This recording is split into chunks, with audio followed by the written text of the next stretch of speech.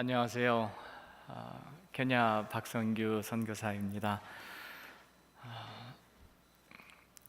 제가 2000년에 선교를 갔는데 어떻게 하다 보니까 17년이란 세월이 훌쩍 간 것 같습니다. 계속 선교 사역을 하도록 여러분께서 기도해 주시고 동역해 주셔서 지금까지 올 수 있었습니다. 선교사는 물론 앞에서 일하지만은 뒤에서 기도해 주는 여러 성도님들이 안 계시면은 저희가 앞에서 일을 할 수가 없습니다. 그래서 이 시간을 빌어서 같이 동역하게 해주신 하나님께 감사드리고 또 동역하시는 여러분께 교회에게 감사를 드립니다. 제가 2000년 11월에 갔으니까 이제 만 17년이 돼가고 있네요. 돌이켜 보니까 40대와 50대를 케냐에서 아프리카에서 보냈습니다.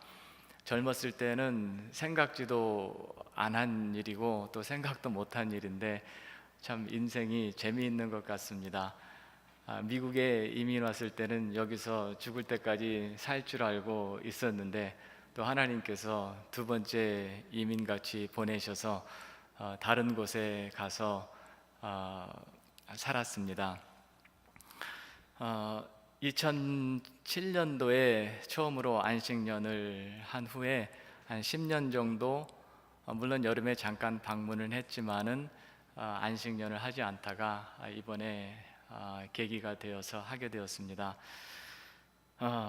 선교사가 선교지에 있을 때 일하는 것으로 피곤하지는 않습니다. 일이 좋아서 간 사람들이기 때문에 일은 언제나 좀 피곤해도 재미있습니다. 하지만은 환경이 사람을 많이 피곤하게 하는 것 같습니다. 길에 자동차를 몰고 나가면은 그때부터 스트레스가 시작이고 또 비가 이렇게 좀 많이 오면은 전기가 나가고 비가 안 오면은 물이 끊어집니다. 이런 것들 그리고 밤에 잘 때는 항상 좀 불안한 마음이 있습니다. 그래서 저희는 한 8시 이후에는 바깥 출입을 정말 필요한 경우를 제외하고는 하지 않습니다. 그런데 미국에 와 보니까 10시에도 나가고 뭐 11시에도 나가고 뭐 자유롭게 생활을 하니까 참 너무 좋다 하는 생각이 듭니다. 하나님이 생명도 지켜주시고 또 인도해 주시고 필요를 공급해 주신 것에 대해서 참 감사하게 깊이 생각하고 있습니다. 저는 2000년부터 2006년까지를 제 나름대로 일기 사역이다 그렇게 생각을 합니다. 그때는 미국 선교부하고 같이 일을 했기 때문에 이제 그 선교부의 결정대로 지방에 다니면서 이제 그때 저희가 리더십 트레이닝을 주로 했습니다. 그래서 목회자 훈련하고 교회 지도자 훈련 이런 것들을 했습니다. 돌이켜 보니까 처음 그렇게 보낸 6년 정도의 시간이 선교하는 데 있어서 필요한 준비 기간이었다 그렇게 생각이 되어집니다.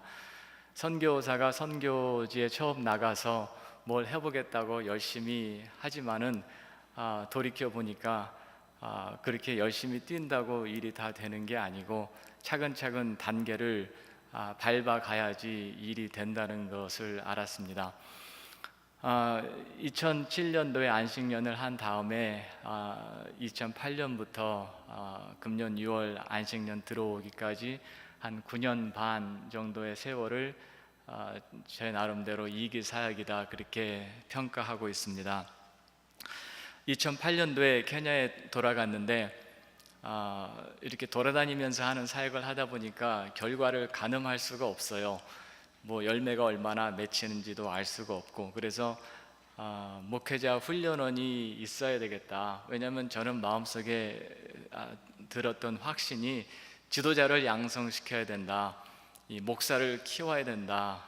그래야지 교회가 잘 되고, 교회가 잘 돼야지 마을이 잘 되고, 공동체가 잘 되고, 사회가 잘 될 수 있다라는 그 깊은 확신이 있었기 때문에 어떻게든지 목회자를 훈련을 시켜야 되겠는데 돌아다녀 갖고는 안 되겠다. 그래서 이제 그 나쿠루라는 나이로비에서 3시간 정도 떨어진 곳에 목회자 훈련원을 시작을 했습니다. 처음에는 이제 건물을 렌트해 가지고 시작을 했는데 시간이 한 9년, 10년 지나가다 보니까 이제는 이제 신학교로 자리를 점점 잡아가고 있습니다. 이 나쿠루는 먼지가 많은 곳이라는 그 마사이 말인데 여기 와보신 분도 계시지만은 이 먼지가 항상 공중에 좀 많이 있습니다. 이 바람이 많이 불기 때문에. 그렇지만은 이 아름다운 호수가 있는 그런 케냐에서 3번째 도시입니다. 케냐가 제가 가 있는 동안에 17년이니까 그래도 세월이 많은 세월인데 겉으로 보기에는 많은 변화가 있었습니다. 건물들도 많이 올라가고 도로도 제법 생기고, 그런데 이렇게 17년 전이나 지금이나 이렇게 비교해 보면 사람들의 의식 구조에는 별로 변화가 없는 것 같아요. 이 사람의 의식 구조와 사고 방식이 바뀌려면은 정말 많은 시간이 가야 되겠구나 하는 것을 새삼 느낍니다. 더군다나 최근에 와서는 이 웨스턴 그 서구 물질 문명, 물질주의가 많이 그 케냐에도 영향을 주고 있기 때문에 요즘에는 그 인터넷이 다 되기 때문에 케냐 전체 인구의 50%가 인터넷을 쓴다 그래요. 그러니까 이 인터넷이 들어가는 곳에는 서구 문명이 다 들어가게 돼 있습니다. 그래서 그런지 몰라도 이 사람들의 마음을 사로잡고 있는 것은 이 물질주의가 아닌가 그렇게 생각이 됩니다. 근데 이렇게 뒤돌아보면서 그리고 또 주위를 보면 케냐뿐만의 문제가 아닌 것 같아요. 그거는 미국의 사람도 물질주의에 흠뻑 젖어 있는 것 같고 한국 사람도 마찬가지고 저 자신도 그 영향을 심각하게 받고 느끼고 있는 것도 항상 경험하는 일입니다. 그렇기 때문에 이런 상황 가운데서 그 앞으로 어떻게 이 목회자들을 훈련시키고 어떻게 이들을 바로 세워가야 되는가 하는 것이 이 고민 중에 하나입니다. 신학교에서는 지난 9년 반 동안에 2008년도에 시작했으니까 한 9년 반, 지금 거의 10년 돼가고 있습니다. 한 120명의 목사들이 교육을 받고 졸업을 했고 지금 한 40명 정도가 또 교육을 받고 있습니다. 그런데 이들은 주로 그 농촌에서 목회하는 가난한 목회자들입니다. 그렇기 때문에 저희가 이 수업료를 조금만 내라고 해도 그것도 못 내는 사람들이 있어요. 그러면 이제 저희는 또 돌아가라고 할 수 없으니까 그냥 공부하라고 하죠. 그런데 이들을 가르치는 것이 물론 배움을 저들에게 주지만은 가르치는 자들로서 또 저들에게 배우는 것이 참 많이 있습니다. 저들이 얼마나 열심히 강의를 듣고 공부를 하는지 이렇게 마른 스펀지에 물을 부으면은 그냥 물이 싹 스며들고 없어지는 것처럼 얼마나 이렇게 앞에 서서 그 사람들을 대하면 그 사람들이 저를 뚫어지게 쳐다보든지 열심히 정말로 공부해요. 그리고 이 공부하면서 저들이 너무나도 많이 배우고 깨닫는 것 같아요. 그래서 간증들을 들어보면은 공부를 시작한 지 얼마 되지 않았는데도 하나님이 우리 가정을 살려주셨다, 우리 교회를 살려주셨다, 나를 살려주셨다, 내가 지금까지는 교회를 너무 힘들게 했다, 앞으로는 절대 그렇게 안 하겠다 하는 이런 간증들을 많이 합니다. 유치원은 시작한 지 3년 반 정도 됐는데 저희가 있는 선교센터에 신학교하고 유치원이 같이 존재를 합니다.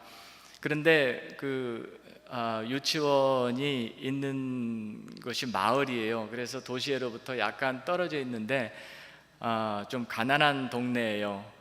그래서 처음에 유치원을 열었는데 학생들이 이제 오기 시작했다가 얼마 되지 않으니까 금방 100명이 되더라고요. 그래서 120명이 되고 지금은 150명의 애들이 와서 공부를 하고 있습니다. 근데 이제 유치원은 3살부터 한 6살까지 아이들을 받거든요. 그런데 유치원을 이제 졸업하고 졸업식까지 해주고 국민학교로 가라고 했는데 안 가는 거예요. 계속 우리 아버한테 1학년을 가르쳐 달라는 거예요. 그래서 이제 사정을 아니까, 왜냐하면 주위에 변변한 국민학교가 없거든요. 그리고 차라리 유치원 상급반에서 배운 것이 국민학교 1학년 공립학교에서 배우는 것보다 더 낫다고 생각했는지 안 가길래 저희가 1학년을 시작을 했습니다. 근데 이제 1학년을 끝냈는데 또 안 가는 거예요. 2학년을 해달라는 거예요. 그래가지고 이제 할 수 없이 2학년을 지금 2학년까지 있어요. 근데 이제 분명히 내년 1월 달에 3학년을 또 해달라고 할 거예요. 근데 이제 저희는 3학년까지 이제 가면 더 이상 못 해요. 왜냐하면 학제가 이 로어 엘리멘터리하고 어퍼 엘리멘터리가 이렇게 좀 구분이 돼 있어요. 그래서 1, 2, 3학년까지는 이제 이 로어 엘리멘터리, 이제 저급 하급 국민학교 반, 그다음에 이제 4학년부터는 이제 상급반 그러거든요. 그래서 이제 더 이상 수용할 시설도 없고 이제 교실을 쪼개 가지고 그렇게 수용을 하는데, 이제 나중에 사진을 보여드리겠습니다만은, 그래서 한 150명의 아이들이 정말 열심히 공부를 하고 있고, 저희가 그렇게 커뮤니티를 섬기고 있습니다. 어느 목사님의 설교를 듣는데 이런 말씀을 하셨습니다. 최초의 비전은 최후의 비전이다. 그런데 그 말씀이 제 마음속에 와서 확 박혔어요. 하나님이 처음에 20대 초반에 저에게 선교의 비전을 주셨거든요. 그때는 싱글이었는데, 근데 30대 초반에 결혼을 하고 저희 부부가 선교에 헌신을 했습니다. 근데 40대 초반에 선교를 나가고 이제 거의 60이 다 되어 가고 있습니다. 그래서 이렇게 제 인생을 이렇게 그냥 한번 뒤를 돌아다 보니까 최초에 하나님이 주셨던 마음이 지금까지 하나님이 그 길로 순종하면서 왔더니 그렇게 와 버렸어요. 이렇게 오면서 이렇게 다른 생각도 좀 있었죠. 목회를 하면 어떨까, 좀 학교에서 가르치면 어떨까 하는 그런 생각도 있었는데, 하나님이 저를 선교를 위해서 부르시고 준비시키고 계속해서 사용하신다는 그런 생각이 지금 와서 보니까 많이 내 마음에 있습니다. 예수를 믿으면서 몇 가지 저가 저에게 가끔 던지는 중요한 질문이 몇 개가 있습니다. 그 중에 한 가지는 본질이 무엇이냐 하는 것입니다. 예수를 믿는 믿음의 본질이 무엇이냐. 이 본질을 항상 생각을 안 할 수가 없는 게, 본질에서 떠나게 되면은 우리의 신앙이 위태로워지게 됩니다. 그렇기 때문에 매일 기도하고 성경 보고 교회 나와서 예배 드리는 것은 그 행위 자체가 그렇게 중요한 것보다도 그 행위들을 통해서 우리가 하나님과의 관계를 유지할 수 있는 이 본질을 계속 보존해 나갈 수 있게 되기 때문에 그렇습니다. 케냐를 비롯해서 많은 아프리카의 목회자들과 교회들이, 온 사회가 이 기복 신앙에 젖어 있다고 그렇게 말을 해도 과언이 아닐 것입니다. 예수 믿으면 당연히 병 걸리지 말아야 되고, 예수 믿으면 당연히 물질 축복을 받아야 됩니다. 만약에 그렇지 못하면 너의 신앙에 무언가 문제가 있는 것이고 뭔가 잘못된 게 있다. 그래서 회개해야 되고, 또 헌금을 더 많이 심어야지 더 많은 물질 축복을 받을 수 있다. 그렇게 생각하는 것이 아마 95% 이상의 그 케냐 교인들, 아프리카 교인들이 생각하는 것이라고 말할 수가 있습니다. 왜냐하면 제가 케냐 교회를 가보아도 다른 설교를 들은 적이 없습니다. 모든 강대상에서 나오는 말씀이 항상 이런 쪽의 설교가 나옵니다. 너무 가난하게 살았기 때문에 이해는 됩니다. 이들이 너무 가난하니까 예수를 믿은 다음에 이제 사회적으로 지위도 향상돼야 되고 경제적으로도 너무나 없다 보니까 그런다, 그렇게 이해는 돼요. 하지만은 그것이 복음이라고 한다면은 우리는 복음을 심각하게 왜곡하는 것이다, 그렇게 얘기를 할 수가 있습니다. 예수를 따르려면 자기를 부인하고 날마다 제 십자가를 지고 나를 좇을 것이니라, 이 말씀을 가지고 설교하는 케냐 목사를 들은 적이 한 번도 없습니다. 이 말씀을 하지를 않아요. 예수 믿으면은 다 삶이 윤택해야 되고, 애들은 다 좋은 학교에 가야 되고, 좋은 동네에 살아야 되고, 우리가 아메리칸 드림을 가지고 미국에 살 때도 우리가 예수를 믿으면서 나 자신을 비롯해서 보면은 항상 내 자신에 대한 기도가 많이 앞서고, 내 생활에 있어서 별 문제가 없이 예수를 잘 섬기는 것을 원하잖아요. 그렇기 때문에 우리가 예수를 믿으면서 항상 내가 본질을 그대로 깨끗하게 유지하고 있는가 하는 문제는 지속적으로 점검을 해 보아야 한다고 생각합니다. 우리가 예수를 믿고 따르면서 믿는 것과 따르는 것을 같이 생각해야 되는데 분리해서 생각하는 것이 문제예요. 예수를 믿는 거하고 그 다음에 예수를 따르는 거하고, 예수를 믿는 사람은 많은데 정작 예수를 따르는 사람은 얼마나 될까? 여러분 어떻게 생각하는지 모르겠지만은 성경에 보면은 좁은 문으로 들어온 다음에는 계속 좁은 길을 가도록 되어 있습니다. 이 좁은 길을 가는 사람들은 예수를 믿는 그 믿음의 좁은 길을 들어온 사람이 좁은 길을 가게 되어 있습니다. 그 길은 넓은 문하고 넓은 길하고 이게 평행으로 가는 길 같아요. 그런데 우리는 좁은 길로 들어온 다음에 자꾸 넓은 길을 쳐다보고 좁은 문으로 들어온 다음에 어떻게 하면은 좁은 문에 들어왔지만은 넓은 길을 갈 수 있을까라는 생각이 그리스도인들에게도 많은 영향을 주고 있습니다. 좁은 길은 목회자나 선교사나 걸어가는 길이라고 생각을 합니다.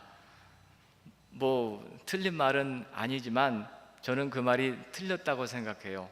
왜냐하면 목회자나 선교사가 되었다고 해서 다 좁은 길을 걸어가는가요? 그렇지 않다고 생각해요. 그러면 평신도는 좁은 길을 걸어가는 사람들이 아닌가요? 그렇지 않잖아요. 이거는 무슨 직업의 무슨 신분의 직분에 딸린 문제가 아니고, 예수를 믿었으면은 좁은 문으로 들어왔으면은 마땅히 좁은 길을 걸어가야 되는 것이 예수 믿는 사람의 도리인 것입니다. 미국에 오면은 마치 딴 세상에 온 것 같아요. 마켓에 가면 내가 필요한 거 다 있고, 길도 좋고, 나를 괴롭히는 사람도 없고, 환경도 다 좋습니다. 그렇지만은 이렇게 보니까 사람들이 다 참 바쁘게 살아가는 것 같아요. 정신없는 것 같아요. 잠시 지나가는 인생 속에서 우리가 왜 그렇게 아둥바둥 살아야 되는가? 인생이 이렇게 살다가 어느 날 하나님 앞에 서면 나의 모습이 어떤 모습일까? 내가 예수를 믿음으로 믿었는데 요한계시록에 보면은 믿음으로 심판을 받는다는 얘기는 하나도 없더라고요.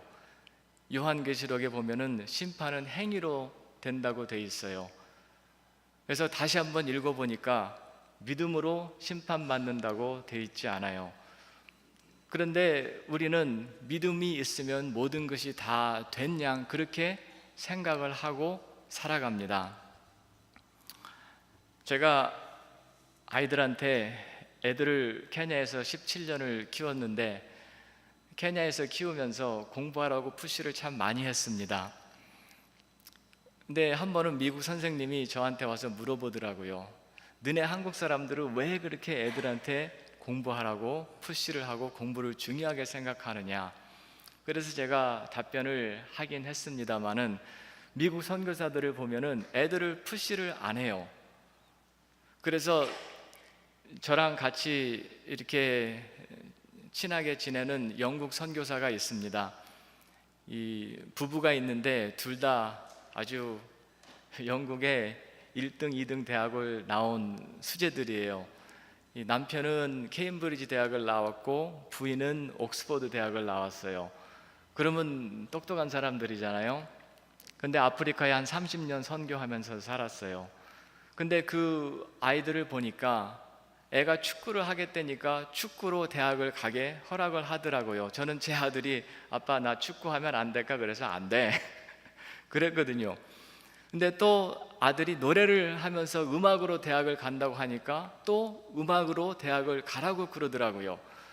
그래서 제가 생각하기에 이 사람들은 애들을 그렇게 키우는 데 있어서 우리 한국 사람이랑 생각이 많이 틀린가 보다, 그런 생각을 하게 되면서 이게 내가 옳은가 그 사람이 옳은가 그렇게 고민을 좀 한 적이 있었는데, 지금 와서 돌이켜 보면은 이제 제 아이들이 3명이 다 대학을 올해 막내까지 다 갔습니다. 이제 다 보내고 나니까 제 마음속에 드는 생각이 참 대학이 별거 아닌데 내가 왜 애들한테 재미있게 놀고 그렇게 건강하라고 더 많이 얘기를 해줄 걸, 왜 이렇게 공부하라고 애들한테 많이 얘기를 했는가. 공부보다도 대학보다도 인생에 중요한 것이 얼마나 더 많은데 이것은 겨우 시작에 불과한데, 그래서 애들을 만약에 다시 키운다면은 좀 다르게 애들을 키우고 싶어요. 세상을 살아가면서 중요한 것이 하나님과의 관계, 인간과의 관계, 이런 관계성 속에서 인간이 살아가는데 참 돌이켜 보면은 하나님 앞에서 어떻게 부끄러운 나의 모습도 많이 보게 됩니다. 그러면서 생각하는 것이, 하나님은 왜 이렇게 참 잘못된 인간들에게 예수를 닮아가라고 그렇게 말씀을 하셨는가? 여러분, 예수를 닮아가는 게 쉽던가요? 저는 제가 보니까 예수를 닮아가는 것이 지극히 어려워요. 안 돼요. 그리고 좀 되는 것 같다가도 또 안 되고, 이렇게 제 인생을 한번 이렇게 돌아보면은요 참 부끄러워요. 옛날에 이 싱글 시절부터 목회로 지금까지 저는 22살부터 설교를 했어요. 어떻게 본의 아니게. 그래가지고 지금까지 돌아온 그런 시절의 인생을 한번 이렇게 잠깐 뒤돌아보니까 참 부끄러운 일이 너무나도 많아요. 하나님 앞에 죄송하고 사람 앞에 죄송한 일이 너무나도 많아요. 그런데 이렇게 못된 사람들을 향해서 안 되는 일을 예수님은 왜 그렇게 예수를 닮아라, 예수 그리스도의 장성한 분량에 이르러라, 그렇게 계속 성경 속에서 말씀하고 있는가? 여러분, 이런 문제로 고민해 보셨는지 모르겠습니다. 그렇지만 이 문제는 저에게 상당히 많은 고민을 줍니다. 선교사로 살면서 감사한 일이 참 많습니다. 조그만 것이라도 아프리카에 세웠다는 거, 제가 이따가 사진에 보여드리겠지만은 아프리카에 저희가 1에이커라는 조그만 땅을 구입했습니다. 성도님의 헌금으로. 그래서 그 구입한 땅에 가가지고 철조망을 쳐놓고 그 땅을 돌아볼 적에 제 마음에 너무나도 감격이 됐어요. 아프리카, 미국에서 수천 마일 떨어진 이곳에 주님의 이름으로 이 조그만 땅조가리 하나가 생겼구나. 그리고 이것을 기반으로 해서 주님의 일이 이곳에서 펼쳐져 나가겠구나 생각을 하니까 너무나도 가슴이 벅찼습니다. 어떻게 보면은 비행기가 하늘을 선회하다가 땅에 착륙한 것 같은 그런 느낌을 받았습니다. 나이로비와 나쿠루는 3시간 거리인데 이 케냐 안쪽에 있는 우간다, 수단, 루안다, 부룬디 이런 데로 가는 모든 트럭들과 장거리 버스들이 이 구간을 통과해요. 그렇기 때문에 항상 길이 복잡하고 길이 2차선으로 돼 있어요. 그래서 이 한 길로 가고 한 길로 오거든요. 근데 이제 가려면은 계속 천천히 가는 차를 내가 앞에서 추월해 가야 되고, 또 나보다 더 빨리 가는 차는 계속 나를 또 추월해서 가요. 이런 길을 10년 동안 왔다 갔다 했는데, 무사고로 왔다 갔다 했다는 것은 제가 생각해 볼 때 기적입니다. 물론 사고 날 뻔한 적도 몇 번 있었지만 하나님이 지켜주셨어요. 한 번 왔다 가는 인생인데, 그리고 우리의 인생은 한 번 태어나면 영원히 존재하는데, 여러분과 저는요, 우리 안에 있는 생명은 태어난 순간에 영원히 존재하게 돼 있어요. 죽는다고 끝나는 것도 아니고 위로 가든지 밑으로 가든지 계속해서 영원히 존재하게 돼 있는데, 이 영원히 존재하는 영혼을 가진 우리 인간이, 하나님이 우리를 부르면 세상에서 놀던 장난감 다 놔두고 그대로 빈손으로 가야 되는데, 왜 그렇게 아둥바둥하고 왜 그렇게 피 터지게 싸우면서 세상에서 살 필요가 뭐가 있는가? 그렇다고 포기하자는 얘기는 아니에요. 절대 열심히 살아야 돼요. 최선을 다해서 살아야 돼요. 열정을 가지고 일을 해야 돼요. 하지만은 분명한 확신과 분명한 기반을 가지고 살아야 된다고 믿습니다. 나의 이 세상에서 사는 삶이, 그리고 그 삶을 통해서 영원히 결정된다고 하면은 나의 생각과 나의 관심과 나의 시선은 하늘을 향해야 되지 않는가? 왜 자꾸 땅을 쳐다보는가? 자꾸 왜 고개가 밑으로 내려가는가? 왜 자꾸만 밀어내도 끊임없이 몰려드는 이 세상의 유혹들과 나 자신의 육신과 이런 것들, 얼마나 괴로워요. 세상에 살면서 우리가 모든 것이 잘 된다고 하면은 하나님이 필요 없겠죠. 그래서 하나님은 우리에게 질병도 주시고, 그리고 어려움도 주시고, 그런 것을 통해서 하나님의 능력과 하나님의 신실하심을 체험하게 하시는 것 같아요. 2000년에 선교 나갈 때 주신 말씀이 있습니다. 너희는 먼저 그의 나라와 그의 의를 구하라. 그리하면 이 모든 것을 너에게 더하시리라. 하나님이 이 말씀을 주셨는데 하나님이 지키신 것 같아요. 2008년에 안식년을 끝나고 나갈 때 시편 126편 5절 6절 말씀을 주셨습니다. 눈물을 흘리며 씨를 뿌리는 자는 기쁨으로 거두리로다. 울며 씨를 뿌리러 나가는 자는 정녕 기쁨으로 그 단을 가지고 돌아오리로다. 이 말씀도 하나님이 지키시는 것 같아요. 좁은 길을 걷는 것은 힘든 것처럼 보여요. 겉으로는 그래요, 적어도. 그러나 주님이 동행하시기 때문에 절대 힘든 길이 아니에요. 세상에서 넓은 길을 걸어가는 사람들을 보면은 저는 마음에 드는 생각이, 어떻게 하나님 없이 저렇게 살 수가 있을까? 그것이 기적이다. 내가 기적이 아니고 저것이 기적이다. 좁은 길을 걸어갈 때 하나님이 함께 하십니다. 그렇기 때문에 우리는 어려움 속에서도 좁은 길이지만은 좀 힘들게 보이지만은 그 가운데 주의 풍성함이 있고 주의 약속이 있고 주의 능력을 우리가 체험할 수가 있습니다. 본질을 추구하면은 본질을 얻게 되는 뿐만 아니라 이 부수적인 것들도 따라오게 돼 있어요. 근데 부수적인 것들을 막 쫓아가다 보면은 그것도 못 잡고 본질도 잊어버리게 돼 있습니다. 이번 안식년을 끝내고 1년 뒤에 선교지로 다시 나갈 때 하나님께서 어떤 약속의 말씀을 주실까 나름대로 기대가 됩니다. 여러분 기도하실 때 박성규 선교사가 생각이 나시면 좋은 안식년이 되고 회복이 되고 충전이 되어서 남은 인생이 하나님 앞에 온전히 드려질 수 있도록 기도해 주시면 감사하겠습니다. 사진을 잠깐 좀 보여드리고 마치겠습니다.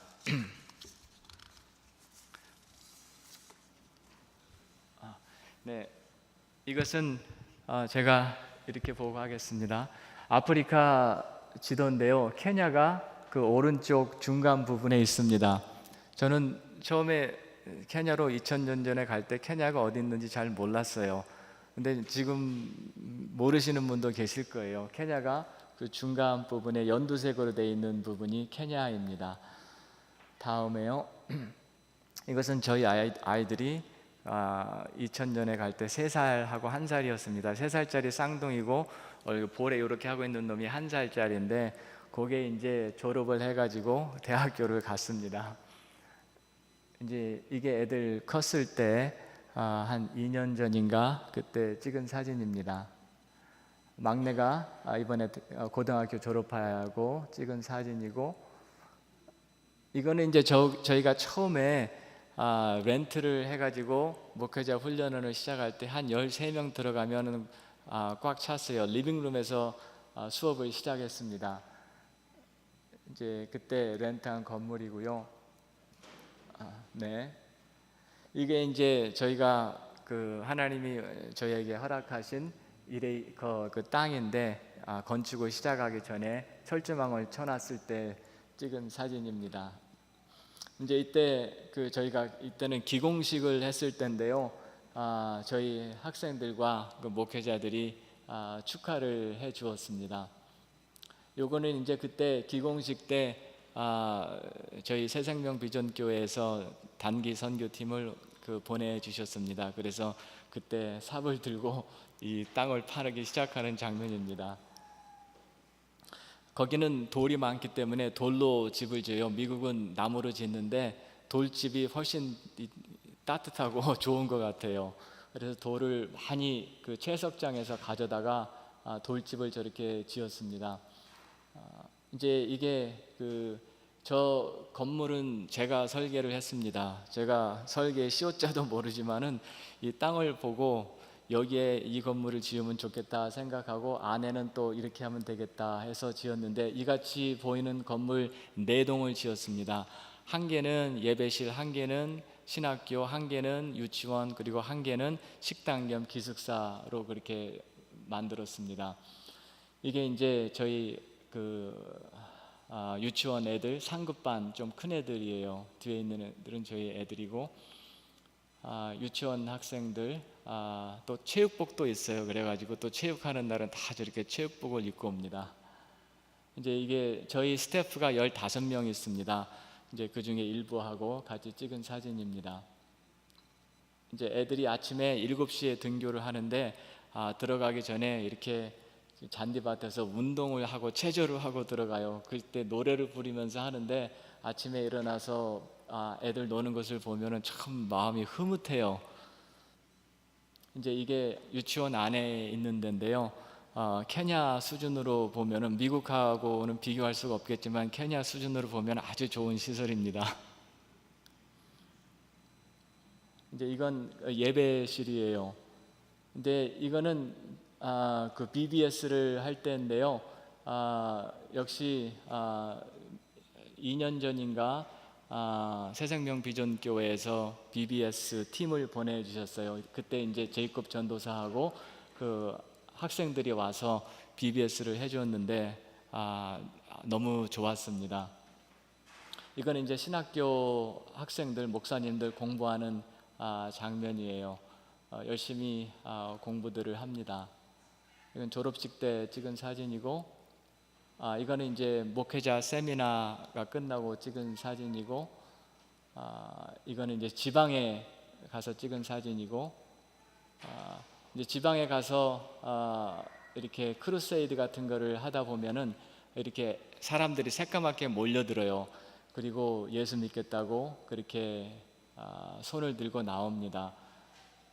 시골에 예배하는 장면이고, 제가 이제 섬기는 교회에서 미국 교회인데 가끔 설교도 하고 또 이제 장로라는 직분을 주셔가지고 거기서 섬기고 있습니다. 제 아내가 한 번 여름에 HIV 포지티브 아줌마들이에요. 다 케냐 아줌마들인데 그 HIV 보균자들이에요. 그래서 잘 먹어야 돼요. 근데 이제 잘 먹지 못하고 약도 안 먹으면 한 12년, 13년 정도 있다가 에이즈라는 병으로 발병을 해서 죽습니다.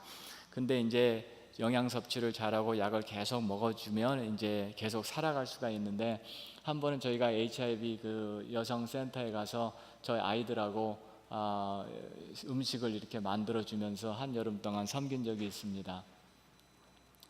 제 아내가 애들이 고등학교에 들어가면서 그 선교사 자녀 학교에서 그 선생님으로, 한글 학교 선생님으로 그 한 5년 동안 봉사를 했습니다.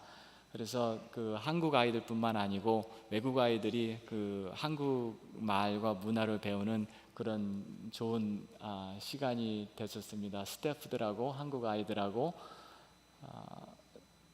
또 이제 한국 문화를 소개하면서 한국 음식을 해주었는데, 얼마나 그 미국 선생님들이 좋아하는지 그 사인업을 받으면 항상 그 풀로 차가지고 재밌게 그렇게 학교를 일을 했습니다. 학교 스태프들하고 같이 찍었고, 이제 제가 오기 전에 그 나쿠루는 화산 토양이라서 집안이 강하질 못해요. 그래서 건물 4동 중에 한 동이 이렇게 좀 심하게 금들이 갔어요. 시간이 한 2년 지난 다음에 그래가지고 오기 전에 이렇게 철근 빔으로 건물을 삥 돌아가면서 아주 안전하게 보수 공사를 하고 왔습니다. 이거는 저희 그 스태프들하고 같이 찍은 사진이고, 이제 신학교에서 학생들하고 한 학기 강의가 끝나고 찍은 사진입니다. 이제 고맙다고 뭐 선물 같은 거 주고, 다음 이것도 그런 사진이고, 이거는 이제 제가 한 번은 아프리카 지도를 놓고 학생들이 어디서 왔나 이렇게 생각을 해보니까 이 별표한 곳이 그 케냐, 빨간 것은 케냐고 노란 것은 아프리카의 다른 나라들인데, 제가 가르친 학생들이 저런 아프리카의 다른 나라에서도 왔었습니다. 그래서 물론 학생들 뭐 몇 명 교육시킨다고 해가지고 그 나라가 바뀌는 것은 아니지만은 제 마음속에 이런 아프리카의 다른 나라 학생들에게도 그리스도의 영향력을 주었구나 하는 생각을 하니까 너무 마음이 기뻐서 별표를 저렇게 한번 해보고 저 혼자 은혜를 받았습니다. 이건 제 딸아이인데 여름마다 이렇게 봉사 활동을 시골로 가는데, 여기는 마사이 마을이에요. 그래서 그 마사이족에 가가지고 이제 뭐 페인트도 칠해주고 뭐 조그만 건물도 지어주고 그런 일들을 합니다. 그래서 이제 마사이들하고 이렇게 정겹게 사진을 찍었습니다. 이거는 이제 저희 유치원 학교 아이들입니다. 시간이 많이 갔는데 이 선교센터가 어떻게 세워졌냐 하면은, 제가 한 번 오래전에 몇 년 전에 와가지고 그때 미국이 참 어려웠습니다. 근데 이제 땅은 있었는데 건축할 비용이 없었어요. 그래서 제가 와가지고 이 자리에서 아침에 새벽 예배 때 쉐어링을 했습니다. 근데 강 목사님이 똑같은 자리에 앉아 계셨는데 도와주겠다고, 그래서 목사님 성전을 건축하기 전에 선교지에 하나 먼저 지었으면 좋겠다고, 그러면서 여기에 헌금하신 분도 계실 것입니다. 헌금을 해 주셨습니다. 그래서 그 헌금으로 이 선교센터가 세워진 것입니다. 근데 이번에 와 보니까 여러분 교회가 정말 건축을 하나님께서 허락해 주셔서 잘 해나가고 있는 것을 볼 적에 제 마음에 너무나 기쁘고 감사한 마음이 들었습니다. 그래서 기도하기는 계속 주님께서 세우신 저희 새생명 비전교회를 통해서 놀랍게 주님께서 역사하시고 영광 받으시기를 예수의 이름으로 축원합니다. 잠깐 기도하겠습니다. 자비로우신 아버지 하나님, 은혜를 감사합니다. 부족한 종을 케냐로 보내셔서 여러 성도들과 같이 동역하게 해주시고, 부족하지만은 하나님 영광을 받으시는 것을 인해서 감사합니다. 더욱더 주의 일이 왕성하게 일어나게 하시고 주님 영광을 받으셔서 하나님 나라가 이 땅에 더욱더 확장되는 놀라운 역사가 있게 하여 주시옵소서. 세우신 새생명 비전교회를 주님께서 계속 보호하시고 인도하시고 축복하사 하나님 성전 건축이 잘 마무리되게 하시고 이 일을 통해서 주의 교회가 더욱더 부흥하고 섬기시는 강주민 목사님 과 개인과 가정과 또 온 교회 위에 주의 넘치는 은혜와 사랑과 축복이 늘 함께 하시기를 기원합니다. 이 모든 말씀 존귀하신 예수님의 이름으로 기도했사옵나이다. 아멘.